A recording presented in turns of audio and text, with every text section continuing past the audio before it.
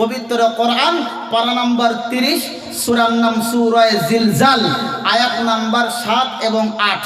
আল্লাহ রাব্বুল জালাল কি জানাচ্ছে দেখেন, ফামান ইয়ামাল মিসকালা যাররাতিন খায়রান ইয়ারা ওয়া মান ইয়ামাল মিসকালা যাররাতিন শাররান ইয়ারা। আর আল্লাহ বলেন ফামাই, সুতরাং ওই ব্যক্তিটা, ইয়ামাল যেই ব্যক্তিটা আমল করে, মিসকালা যাররাতিন সামান্য অনুপরমাণু সরিষা পরিমাণ, খায়রান মানে ভালো কাজ, যেই ব্যক্তিটা পৃথিবীর জমিনে এক জাররা পরিমাণ ভালো কাজ করবে, আমার আল্লাহ পাক আল্লাহর ভিডিও ক্যামেরায় এই ভালো কাজটা রেকর্ড হয়ে যাবে। আর কিয়ামতের দিন আপনার সামনে সেই আমলটারে উপস্থিত করানো হবে। জোরে বলেন সুবহানাল্লাহ। তাহলে সামান্য ভালো কাজ করলে লাভ আছে না লস? নামাজ পড়লে লাভ না লস? ভাই লাভ ভালো বোঝেন, কিন্তু ফজরের সময় দেখতে পাওয়া যায় না। মাশাআল্লাহ, ফজরের সময় ফাঁকা, মাগরিবের সময় 3 কাতার পাকা। ব্যাপারটা কি? ফজরের সময় 1 কাতার পরে না, মাগরিবের সময় 3 কাতার একদম পাকা পরিপূর্ণ হয়ে যায়। ভাই মাগরিবের নামাজ ফরজ, আর ফজরের সময় নামাজ কি নফল নাকি? এই কথা বলতেছে না। শুক্রবারের দিন নামাজ ফরজ, আর শুক্রবারের দিন আসরের সময়, জোহরের সময় নামাজটা ফরজ, আর আসরের সময় নামাজটা কি নফল? এই কথা বলে? কথা বলে না। ফরজ না সুন্নাত? ফরজ। তাহলে জুমার নামাজটা আপনি পড়লেন, অথচ আসরের নামাজটা আপনি পড়লেন না।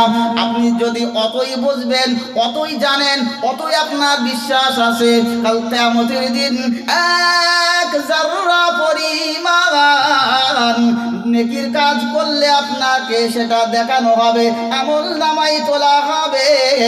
আর আমল নামাই নেকির পাল্লাটা যদি ভারী হয়, আপনি যাবেন যেই জায়গায়, সেই জায়গার নাম কি? কথা বলে না।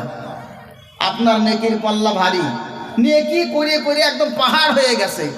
এখন এই পাহাড় পরিমাণ নেকি আপনার মিজানের পাল্লায় দেওয়া হলো। ওয়াল ওয়াজনু ইয়াউমাইযিনিল হক, কিয়ামতের দিন মিজানের পাল্লা কায়েম করা হবে। এবার আপনার নেকির পাল্লা ভারী হলো।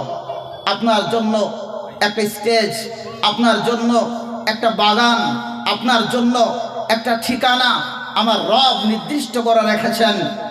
সুন্দর মণি মাণিক্য, সোনা রূপা অলংকার, মিশকে আম্বার, জাফরান, হুর গেলেমান, ঝরনা নদী, ফল ফ্রুট, কাবাব, আল্লাহর আসমানের জান্নাতের যত খাবার আছে সমস্ত খাবারের আইটেম দিয়ে পরিপূর্ণ সুগন্ধে সুশোভিত একটা জায়গা আপনার জন্য নির্দিষ্ট করেছেন। সেই জায়গাটার নাম কি? যাবেন কে কে? একটু আল্লাহর হাত তুলে দেখান, বলেন ইনশাআল্লাহ। আল্লাহ আমার এই ভাইদের সকলকে, আমাদের সকলকে সেই জান্নাতে যাওয়ার তৌফিক দান করেন। সকলে উচ্চ আওয়াজে বলেন আল্লাহুম্মা আমিন। এইবার আসুন হতাশার আয়াত।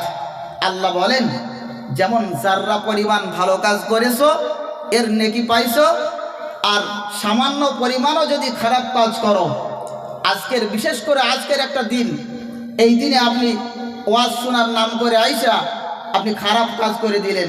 রাস্তায় যাইতে যাইতে একটা মেয়ের পুষা দিলেন, এইটা নেকির কাজ তো? কেউ দেখিনি? জোরে বলেন, কে দেখেছে? আসমানের নিচেই কোনো জিনিস যদি হয়, একজন দেখেন, তিনি কে? জমিনের নিচেই যদি কোনো জিনিস হয়, পানির নিচেই যদি কোনো জিনিস হয়, কেউ গুনাহ করে অন্ধকার ঘরের ভিতরে, কেউ যদি গুনাহ করে একজন দেখতে পান, তিনি কে? এই জন্য আমার আল্লাহ বলছেন, কি বললেন? وَمَن يَعْمَلْ مِثْقَالَ ذَرَّةٍ شَرًّا يَرَهُ।